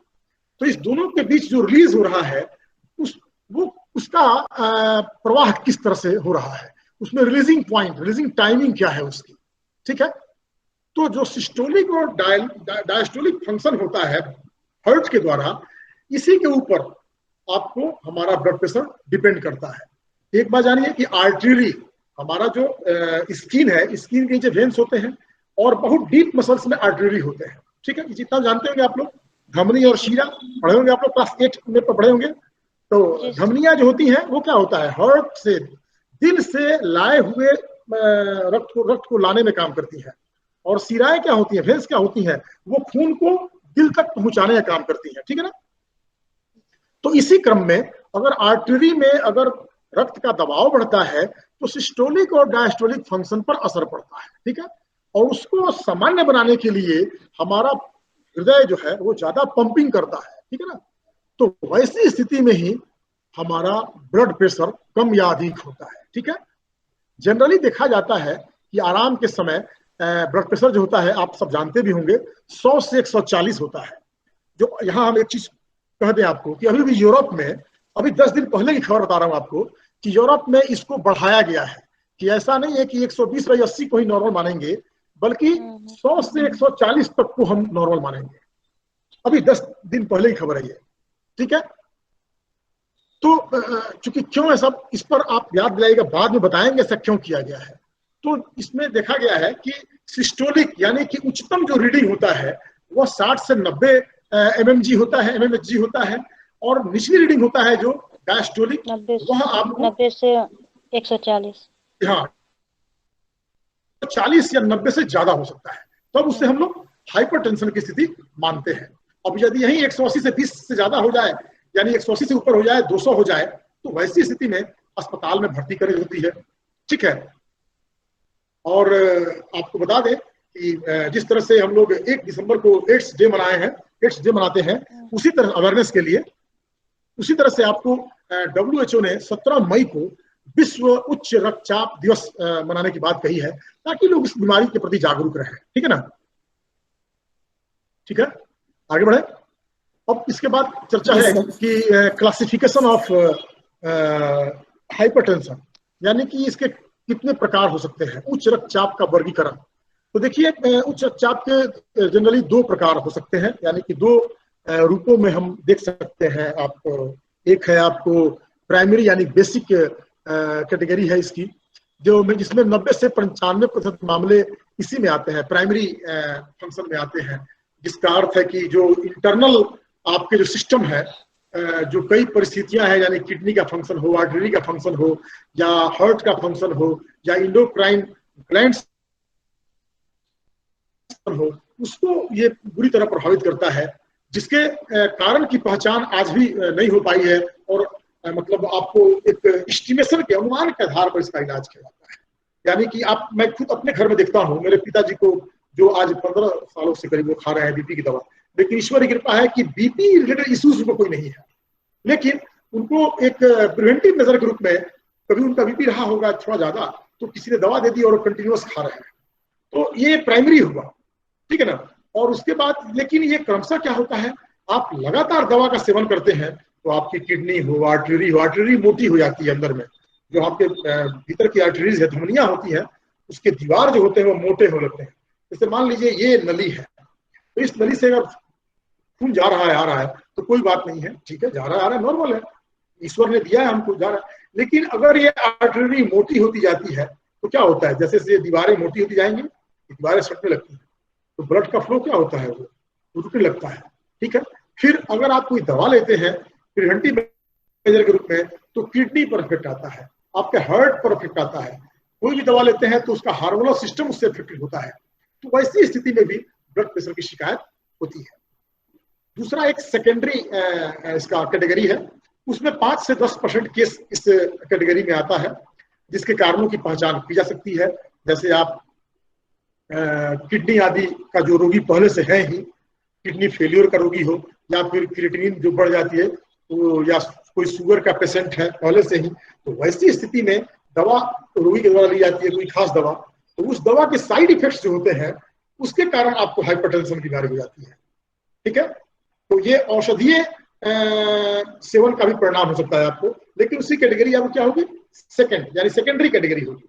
इसके अलावा आपका मोटापा हो, या आपको ठीक से नींद नहीं आती हो, या फिर आपके कुछ ऐसी दवाओं का आप सेवन करते हो, या फिर ऐसे आजकल बड़े हर्बल थेरेपी वगैरह किए जा रहे हैं, आयुर्वेदिक चिकित्साएं आजकल बहुत चढ़ बढ़कर ली जा रही हैं, अपने आप की जा रही हैं, अवैध दवाएं भी ली जा रही, इलीगल मेडिसिन की, हमको तकलीफ हुई फला मेडिसिन ले लो, हमको बुखार है ये ले लो, कोई ऐसे ही कोई पर्चा पर झोला छाप डॉक्टर लिख दिया फला दवा ले लो, तो वैसी स्थिति में भी आपको बीमारी होने की, यानी कि उच्च रक्तचाप होने की संभावना ज्यादा होती है, ठीक है।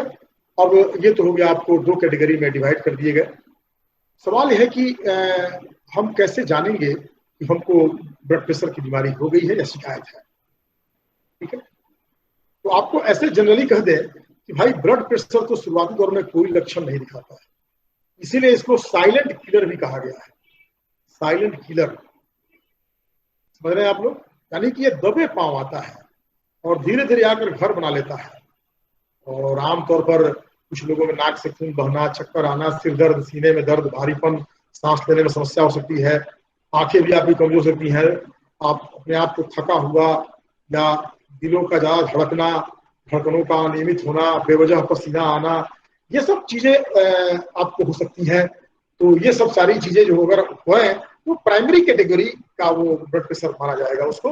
दूसरी ओर अगर मान लीजिए आपको अगर सेकेंड कैटेगरी का है, सेकेंडरी, तो उसमें आप देखेंगे तो कोई अगर किडनी का बीमारी है या इंडोक्राइन सिस्टम्स, ऐसा कोई अंतस्रावी ग्रंथियों से संबंधित कोई रोग है, तो वैसी स्थिति में पेट का फूलना, ग्लूकोज लेवल का कम या अधिक होना, तो एक और भी आता है आपको शरीर पर कुछ बैगनी वायलेट धारियां बन जाती हैं, या फिर एक बफेलो हम्प की बात आती है, एक दोनों कंधे के बीच एक कुबड़ की तरह निकल जाता है, तो वह भी एक वो गांठ की तरह बन जाता है जिसको बफेलो हम्प कहते हैं, तो वह भी एक आपको मतलब एसटीएन का सिम्टम माना जाता है। थायराइड और मोटापा भी उच्च रक्तचाप के कारण हो सकते हैं, या फिर अगर आप ज्यादा मोटे हैं, थायराइड बढ़ गया है, तो वैसी स्थिति में भी आपको इसके विशिष्ट लक्षण दिखते हैं।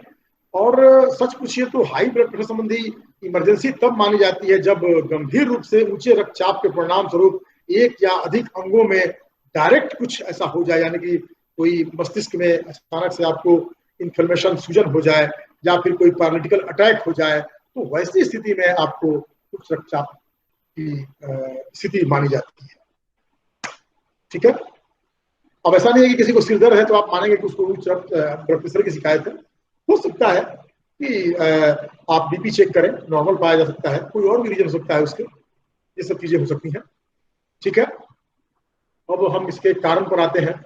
तो कारण की जहां तक बात आती है तो सच पूछिए तो विभिन्न शोध ये बताते हैं कि जेनेटिक रीजन, मैंने इस पर भी आज कुछ होमवर्क किया है, जेनेटिक रीजन जो है वह आपको इस पर ज्यादा फैक्टर है, जो आपको 75% रोगियों में पोलीजेनिक आनुवांशिक बीमारी, यानी कि पोलीजेनिक ये जो बीमारी है, पोलीजेनिक जो जीन्स होते हैं उसके हिसाब से ये करियर होते हैं इस बीमारी के।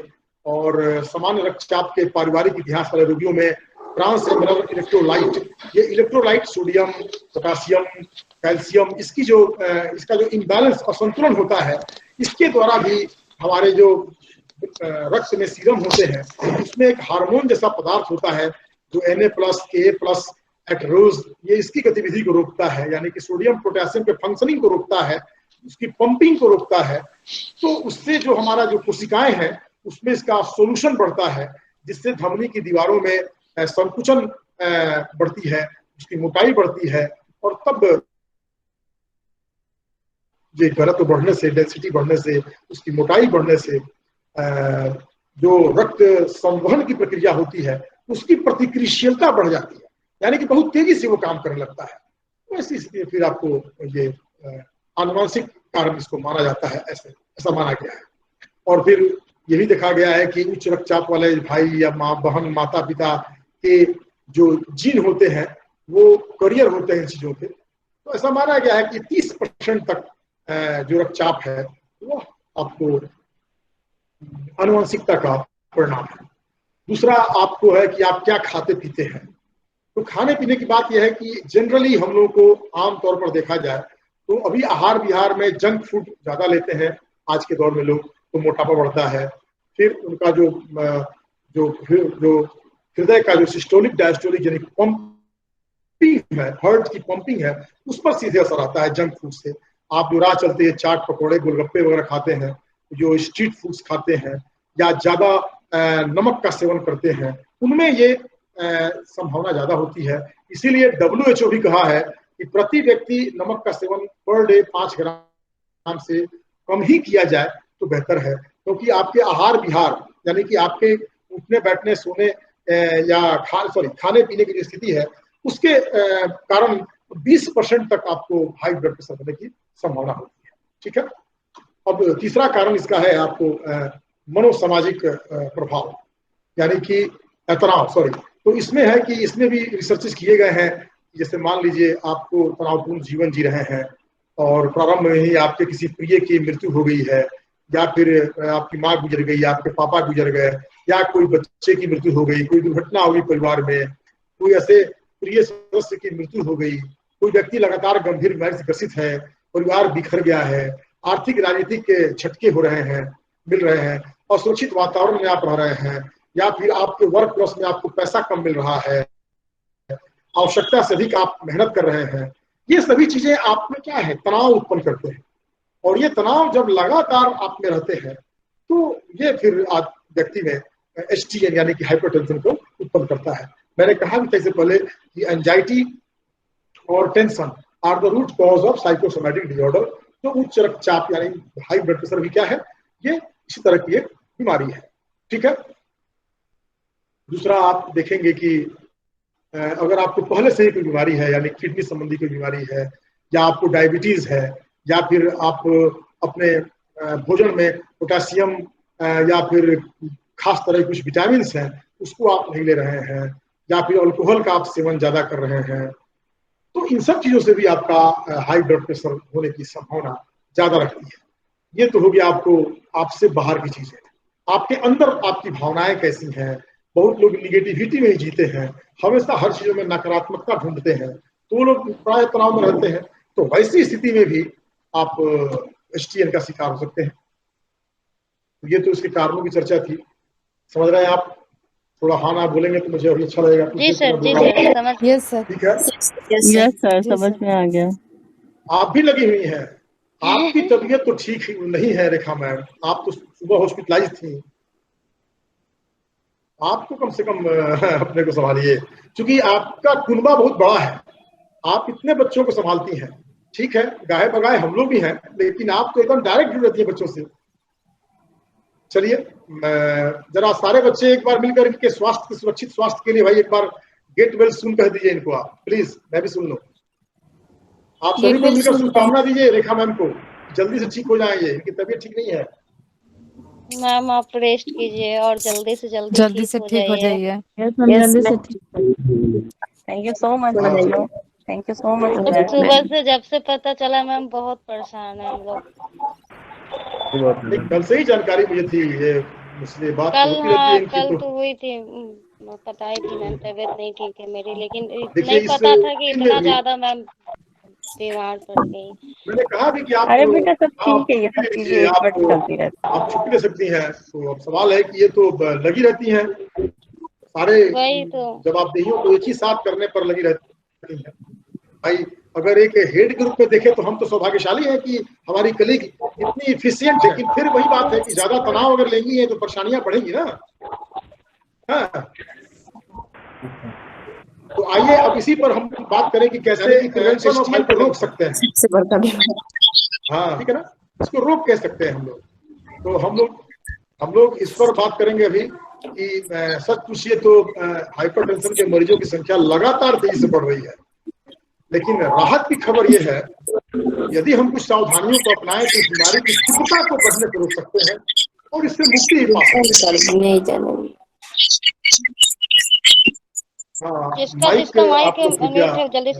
माइक्रोफोन ऑफ कर लें, ठीक है ना। तो जैसा कि शुरू में ही बोले हैं कि ये लाइफ स्टाइल डिजीज है, ठीक है ना। तो लाइफ स्टाइल में संशोधन कीजिए। सबसे पहले तो क्या है कि अगर कुछ भी ऐसी मुश्किल पहले आती है तो मैं कुछ व्यवहारिक बात करना चाहता हूँ। अगर आपको कुछ लग रहा है कि मेरा बीपी घट बढ़ रहा है तो आप सबसे पहले उसकी रोकथाम के लिए कुछ योग वगैरह कीजिए, इसमें अनुलोम विलोम और प्राणायाम पहले है, ठीक है ना, कपाल भाती, ये 3 बेसिक चीज है जो मैं नहीं करता हूँ। मैं माफी चाहता हूँ आप सभी से, बहुत कम करता हूँ मैं, ठीक है ना। लेकिन सर रोज करना चाहिए। हाँ मैं कह रहा हूँ मैं बहुत कम कर पाता हूँ, लेकिन ये करना चाहिए, ठीक है ना। तो इसलिए कह रहा हूँ कि ये बात केवल ज्ञान देने के लिए नहीं है, उपदेश देने की चीज नहीं है। मैं कम करता हूँ लेकिन करता हूँ। हाँ ये करता हूँ मैं, और मैं इधर लगातार मैं इधर से कोरोना काल में कुछ अपने आप को इस मामले में ज्यादा कॉन्शियस मैं कर रहा हूँ, ठीक है। क्योंकि कुछ उम्र हो जाती है तो उसके बाद भी परेशानियां बढ़ती हैं, लेकिन मैंने जैसे कहा कि अब बीमारियां उम्र की मोहताज नहीं है, वो कभी भी आपकी शुरू हो सकती हैं अगर गलत जीवन शैली है। आप देखते हैं ना टाइप 1 टाइप 2 जो डायबिटीज हम लोग पढ़ते पढ़ाते हैं, तो यहाँ तक कि अब जन्मजात बच्चे में भी इस तरह की स्थिति आ गई है। वो तो जेनेटिक होता है हालांकि, और 12-15 साल 16 साल के जो बच्चे हैं उनमें भी डायबिटीज की स्थिति देखी जाती है, ठीक है ना। तो एक चीजें हैं, एक गाइडलाइन है जो ब्रिटेन हाइपरटेंशन सोसाइटी है, उसके गाइडलाइन को मैं पढ़ना चाहता हूँ आपके सामने कि शरीर के वजन को सामान्य बनाए रखिए, सबसे पहले तो ये है। और जो आप खाते पीते हैं उसमें सोडियम की मात्रा आप सीमित रखें। जैसे कि बताया, WHO ने बताया कि 5 ग्राम पर डे एक हेल्दी आदमी को नमक का सेवन करना चाहिए। एरोबिक एक्सरसाइजेस यानी कि तेज चलना, कम से कम आप कुछ नहीं करते हैं तो तेज चलिए, जो मैं करता हूँ। जैसे मैंने अपने बारे में बताया कि मैं बहुत सारे योग आसन नहीं करता हूँ, लेकिन 40 मिनट्स प्रतिदिन मैं टहलता हूँ और तेज गति से टहलता हूँ। आप भी कीजिए। ये मत सोचिए कि आप तो खुद ही पतले दुबले हैं या ऐसे हैं, तो ऐसा नहीं है। सवाल पतला दुबला ही होना नहीं है। बहुत सारे मैंने कहा भी कि इंडोक्राइंस यानी हार्मोनल इंबैलेंस जो बॉडी के होते हैं उसके कारण भी हाइपरटेंशन होता है। उसके बाद फिर आप देखा अल्कोहल की जो मैंने चर्चा की, तो अल्कोहल अगर लेते हैं तो ये तो बहुत बुरी बात है, ये तो होना ही नहीं चाहिए, किसी हाल में नहीं होना चाहिए। हमारे प्रदेश में तो ऐसे भी शराबबंदी है। तो लेकिन अब रही बात कि अगर कोई ऐसा ही व्यक्ति है जिसको मजबूर है लेने के लिए, तो ब्रिटिश सोसाइटी है, हाइपरटेंशन सोसाइटी ने बताया है कि उसकी जो मात्रा हो सकती है कि 3 यूनिट्स पर डे और 2 यूनिट्स फॉर वीमेन और 3 यूनिट्स फॉर मेन, ऐसा कहा गया है। और अगर कुछ खाते पीते आप हैं तो उसमें फल एवं सब्जी का अधिक से अधिक उपयोग करें, और मेरे अनुसार शाकाहार बने। शाकाहार बनना अपने आप में बहुत बड़ा किसी बीमारी को रोकथाम करने के लिए बहुत जरूरी है। Thank you sir. और शाकाहारी बनना बहुत जरूरी है। आपकी सूचना के लिए मैं दे दूं, मैं बाय बर्थ वेजिटेरियन हूं, और अब तक कृपा है, आप जैसे बच्चों का आशीर्वाद है और हमारे कलीग रेखा मैम जैसे लोगों का सहयोग है कि मुझे अब तक इस तरह की बीमारियां नहीं है।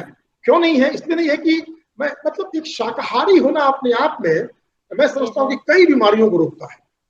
Thank you sir. लेकिन सबसे सर पहले इसका बहुत हार्मोनल लोग इम्बैलेंस। बोलते हैं कि गलत बात है, नहीं होना चाहिए। हाँ, ये बहुत मैं कहूंगा। अब ये तो डिपेंड करता है आप पर कि आप हैं नहीं है जो भी हो।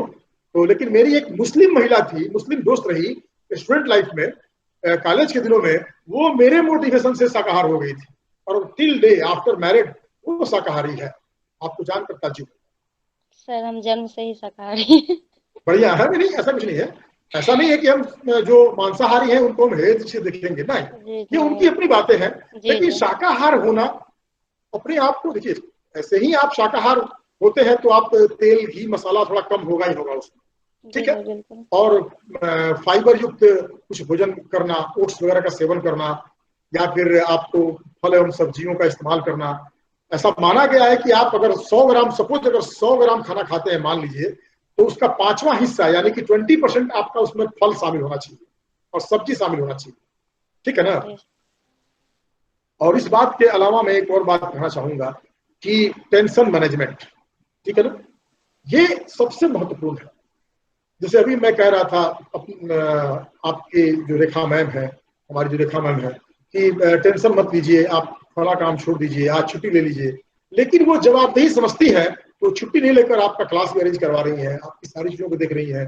तो कहीं ना कहीं वो एक अपना जो टेंशन है या अपनी जो रिस्पॉन्सिबिलिटी है उससे बचने का कम प्रयास करते हुए स्वयं को खुश रखने का यथासंभव प्रयास कर रही है आपसे, हमसे और इस क्लास से जुड़कर, ठीक है ना। तो ये भी बहुत बड़ी बात है कि आप अपने आप को खुश कैसे रखते हैं। जैसे मैंने कहा ना कि बहुत लोग हैं कि हर चीजों में निगेटिविटी देखते हैं, ठीक है ना। जैसे बच्चों की बात आती है, स्टूडेंट्स कहाँ आते हैं? अरे भाई, जो नहीं आते हैं सो नहीं आते हैं, जो इस क्लासरूम में नहीं है नहीं है। जो बच्चे आते हैं उनकी चर्चा तो कर सकते हैं ना हम लोग।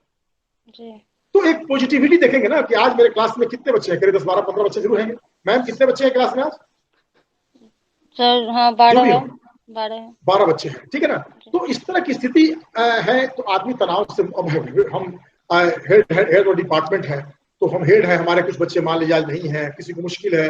अभी कुछ बच्चे फोन किए कि हम असाइनमेंट नहीं दे सके टाइम पर, बीमार थे, दिल्ली थे, यहाँ थे, वहां थे। तो ठीक है, उनको सहयोग किया गया, वो तनाव में थे तो उनका निराकरण मेरे द्वारा किया गया। तो हर आदमी एक दूसरे को खुश रखे, परस्पर एक दूसरे के तनाव को कम करने में शामिल हो, यह एक बहुत बड़ी बात है। साथ में योगासन, ध्यान, हल्के लाइट म्यूजिक, ये सब चीजें सुनना भी बहुत बड़ी चीज होती है, ठीक है। अब इसमें यह भी है कि आपको दवा द्वारा भी उपचार क्रम में डॉक्टर जो दवा देता है उसका ध्यान देना चाहिए।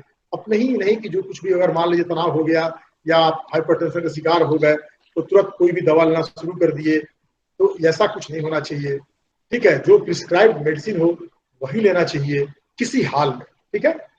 अब लास्ट में जो सबसे बड़ी महत्वपूर्ण बात है, जो विश्व स्वास्थ्य संगठन भी कहता है कि एचटीएन हृदय संबंधी मृत्यु के लिए मुख्य रूप से जिम्मेदार है, हृदय रोग के लिए। इसलिए विश्व रक्तचाप लीग 2005 ने एक वैश्विक अभियान शुरू किया है। इसमें मीडिया है, सार्वजनिक रैली है, सभी देशों की स्थानीय सरकारें हैं, पेशेवर लोग हैं, समाज है, एनजीओज हैं, निजी उद्योग हैं, जिनकी भागीदारी से जन जन तक उच्च रक्तचाप एवं उससे जुड़ी जटिलताओं के प्रति जागरूकता फैलाया जा रहा है। इसके अभियान में जो हार्ट अटैक की जो बात करते हैं हम लोग, हृदय में जो हृदय का जो रोग होता है हार्ट अटैक, उससे 50% की गिरावट दर्ज की गई है। तो आप समझ सकते हैं जागरूकता कितनी अहम कड़ी है आपको किसी भी रोग में। यानी कि एक तो क्या है कि अपना बचाव यानी रोकथाम और जागरूकता, ये दो चीजें ऐसी हैं जो किसी भी रोग के रोकथाम में बचाव के लिए जरूरी है। साथ में आप रेगुलर बेसिस पर आप अपने ब्लड प्रेशर की जांच कराइए, डॉक्टर का परामर्श लीजिए, लगातार संपर्क में रहिए, तो इससे भी आप अपना ब्लड प्रेशर कंट्रोल में रख सकते हैं। या फिर अगर आप एचटीएन के शिकार ही हो गए हैं तो दवा जो आपको प्रिस्क्राइब किया गया है उसको टाइम टेबल से लीजिए आप। ये जंक फूड सबसे पहले इसको बंद कीजिए, यानी मोती झील में जाकर जो गोलगप्पे खाते हैं आप लोग उसको बंद कीजिए, ठीक है। हाँ, एकदम बंद कीजिए उसको। हाँ, यदा कदा कभी एक का, अब हम भी कह देते हैं क्योंकि हम भी बच्चों के प्रेशर में कभी कभी खा ही लेते हैं, हम इसे इनकार नहीं करते हैं, लेकिन अब इसको सगल बनाना, आदत बनाना इज वेरी बैड। तो और उसके बाद से आपके जीवन में कई ऐसी चुनौतियां हैं जिसका सामना करने से घबराइए नहीं, आप तनाव को दीजिए नहीं, जिसको बोलते हैं ना टेंशन देने का लेने का नहीं, तो आप दीजिए भी नहीं किसी को टेंशन। अपनी जीवन शैली को आप नियंत्रण में रखिए, तनाव को अपने ऊपर हावी मत होने दीजिए, समस्याओं के गुलाम आप मत बनिए, समस्याओं पर आप हावी होइए, परिस्थितियों के गुलाम आप मत बनिए, परिस्थितियों को कंट्रोल करना सीखिए, तब जाकर आप इन सब बीमारियों पर या फिर अपने स्वास्थ्य पर नियंत्रण का पा पाएंगे। जो हम लोग मेंटल हेल्थ डे की पर चर्चा कर रहे थे कि सबसे बड़ी बात है कि anxiety and tension are the root cause of psychosomatic disorder, ये हम सब कहते रहे हैं। तो चिंता और तनाव से आप मुक्त होइए, यही हमारी शुभकामना भी है और यही हमारी गुजारिश भी है, और यही आज का जो ये टॉपिक था उससे जुड़ी हुई बातें, राइट। सर ऐसे भी देखा जाता है कि जितने सारे प्रॉब्लम्स होते हैं, जितने सारे डिसऑर्डर होते हैं, तो सब में तनाव का बहुत बड़ा ये होता है, उसी की वजह से जितने सारे प्रॉब्लम होते हैं। तो अगर तनाव से अगर मुक्त रहे तो आधा बीमारी तो ऐसे ही खत्म हो जाए। बिल्कुल बिल्कुल, इसमें कोई शक की बात नहीं है। ये तनाव हमारे सारे जीवन के किसी भी तरह के पहलू को डिस्टर्ब कर देता है, तो इसलिए इन सब चीजों से मुक्त रहना है। तो ये आपके 2 टॉपिक हो गए आज। जी सर। तीसरा टॉपिक पढ़ा दें क्या आज? ये बहुत छोटा है, इसमें कोई विशेष बात नहीं है, पढ़ा ही देता हूँ आपको। 360 परफॉर्मेंस अप्रेजल, ये तो कोई 2 पेज का मैंने पॉइंट्स दिया ही है आपको। देखिए इसकी अंग्रेजी में मैंने 3 पेज दिखा है आपको, 1 2 3 पेज अंग्रेजी का मटेरियल है। इसकी हिंदी रूपांतरण कर तो मैंने 2 पेज में करके आपको देख पा रहे हैं आप लोग, मैं दिखा रहा हूँ आप लोगों को। जी सर दिख रहा। हाँ, तो ये 3 पेज का चीज तो मैंने 2 चीज में किया है। अच्छा, मैं 360 डिग्री को आप पढ़ लीजिएगा कि मैं कुछ बताना चाहता हूँ। 360 डिग्री मतलब क्या होता है, समझते हैं इसको? उल्लू देखा है आपने? उल्लू, उल्लू, हाँ, तो उल्लू देखा होगा आपने। तो उल्लू की जो गर्दन है वो 360 डिग्री में घूमती है, यानी वो आगे पीछे ऊपर कंप्लीट एंगल बोलते हैं। हाँ राइट, एकदम एग्जैक्टली, कंप्लीट एंगल। तो इस चीज में आपको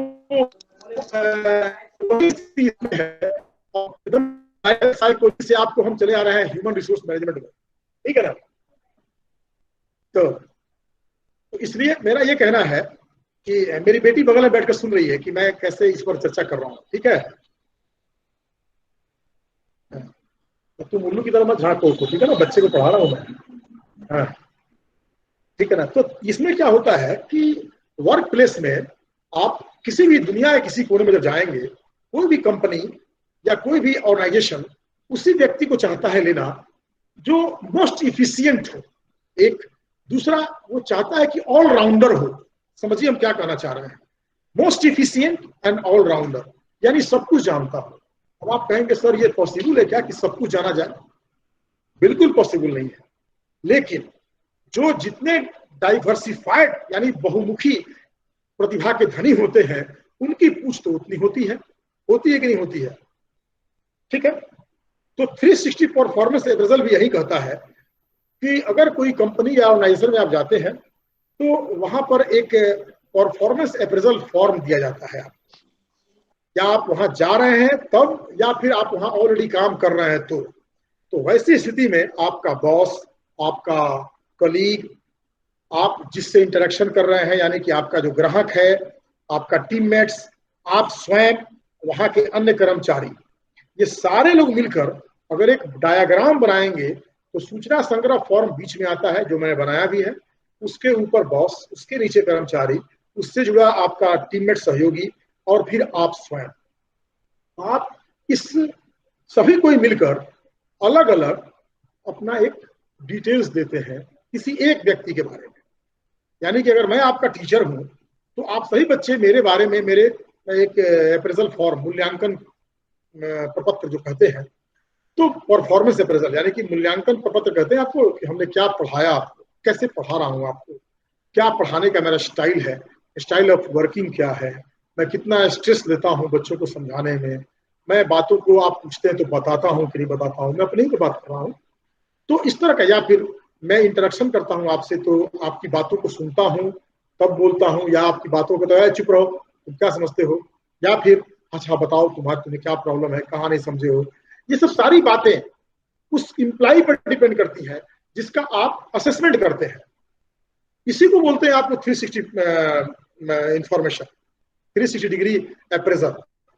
यानी कि उसके बारे में ऊपर से लेकर टॉप टू बॉटम जितने लोग हैं उन सारे लोगों से इंफॉर्मेशन आप कलेक्ट करते हैं और तब जाकर उसके बारे में कोई असेसमेंट देते हैं, और तब उसको आप कोई खास तरह का पद देते हैं या उस पद पर बनाए रखने की सिफारिश करते हैं कि हाँ आप इस पद के काबिल हैं, या फिर इस पद पर आप बने रहिए, आप ही इस पद के लिए अनुकूल हैं। ठीक है ना। तो ये बातें बहुत महत्वपूर्ण होती हैं किसी भी ऑर्गेनाइजेशन के डेवलपमेंट में। ठीक है। इसको एक स्टैंडर्ड अप्रेजल फॉर्म कहा जाता है, जो आप देखे होंगे कि बड़े बड़े मॉल में अगर आप जाते हैं तो मॉल से जब परचेजिंग करके या मॉल से बाहर आप निकलते हैं तो बाहर में कुछ ऐसे आपको इसी तरह के स्टैंडर्ड फॉर्म मिलते हैं। आपको नेचुरल और जनरल बात बता रहा है, जो ऐसे आप बताते हैं आपको कि आप मॉल में गए तो जितनी दुकानें आप घूमे, कितनी दुकानें घूमे, किसी शोरूम में गए, वहां पर आपके साथ उसके एम्प्लॉय ने कैसे व्यवहार किया आपको, तो आपने वहां हमने इन बातों को कहा, उसने कितना दिखाया, किस तरह दिखाया, कैसे इंटरेक्ट किया, दाम बताया, आपने बार्गेनिंग की, ये तमाम बातें जो होती हैं उस एम्प्लॉय के बारे में आपसे उसमें पूछी जाती है। आप टिक लगाते हैं, उसी तरह से जितने ग्राहक आए गए उस मॉल में उनसे बातें पूछी जाती हैं, और किसी खास एम्प्लॉय, उसके मैनेजर, उसके एडमिनिस्ट्रेटर के बारे में जानकारी आती है कि आखिर वो मॉल का मैनेजर है, उस मॉल को कैसे संचालित कर रहा है।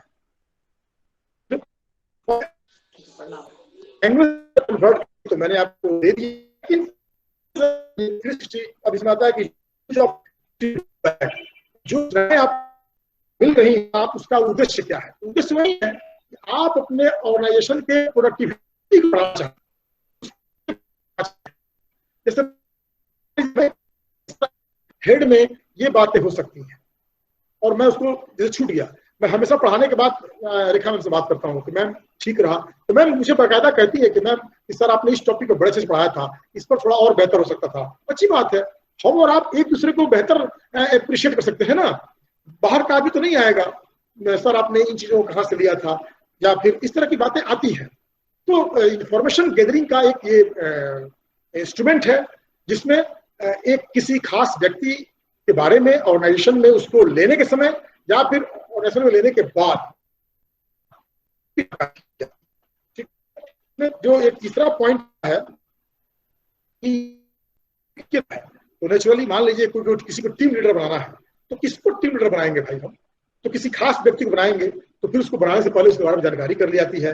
तो ग्रुप फॉर्मेशन हो या टीम बिल्डिंग हो, होम बिल्डिंग हो, या फिर परफॉर्मेंस मैनेजमेंट हो, या फिर कोई स्ट्रेटजी बनाना हो, रणनीति बनानी हो, या फिर कोई किसी को मुआवजा देना हो, कोई ऐसी एक्सीडेंट हो गया है उसका मैनेजमेंट करना हो, कोई ट्रेनिंग देना हो, या फिर कोई रिक्वायर्ड ट्रेनिंग हो, उसके लिए ये सब 360 डिग्री परफॉर्मेंस अप्रेजल की जरूरत पड़ती है।